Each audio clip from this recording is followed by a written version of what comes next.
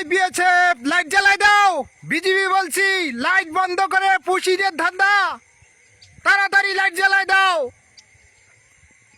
এখনো লাইট জ্বালাই নাই, লাইট জ্বালাই দাও।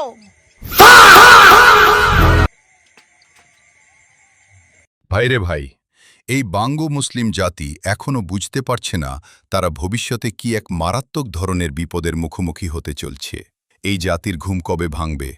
বাংলাদেশের ভবিষ্যৎ সামনের দিকে অন্ধকার, অর্থাৎ দ্বিতীয় ফিলিস্তিন হওয়ার দিকে অগ্রসর হচ্ছে বাংলাদেশ। বাংলাদেশকে দ্বিতীয় ফিলিস্তিনি তৈরি করার জন্য ইন্ডিয়া মাস্টার প্ল্যানিংভাবে অগ্রসর হচ্ছে। বাংলাদেশের পিছনে উঠে পড়ে লেগেছে ভারত, দ্বিতীয়ত মায়ানমার।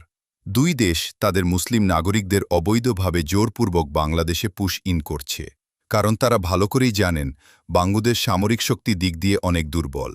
যদি আজ বাঙ্গুদের নুনুতে জোর থাকত, তাহলে কখনোই তারা পুশ ইন করার সাহস পাইত না। ওসমান হাদি বলে গেছে, যদি তোমরা বাঁচতে চাও, ঘাস খেয়ে হলেও সামরিক শক্তি বাড়াও অথবা অস্ত্র তৈরি কর। একটা জিনিস লক্ষ্য করলে বুঝতে পারবেন, মায়ানমার, ভারত দুই দেশ মুসলিমদের পিছনে উঠে পড়ে লেগেছে। টার্গেট শুধুমাত্র মুসলিম জাতি, এর মধ্যে কোনো হিন্দু অথবা বৌদ্ধ নাই। পুশ ইন প্রথম ধাপে ২-৪টা পরিবারকে এভাবে পাঠানো হচ্ছে। দ্বিতীয়ত ধাপে ৪০ থেকে ৫০টি পরিবারকে পাঠানো হবে। তৃতীয় ধাপে ১,০০০-২,০০০ পাঠানো হবে। এভাবে পঞ্চম ধাপ যখন আসবে, তখন বিষয়টা লাখের কাছে চলে যাবে, যেমনটা মায়ানমার ক্ষেত্রে হয়েছিল।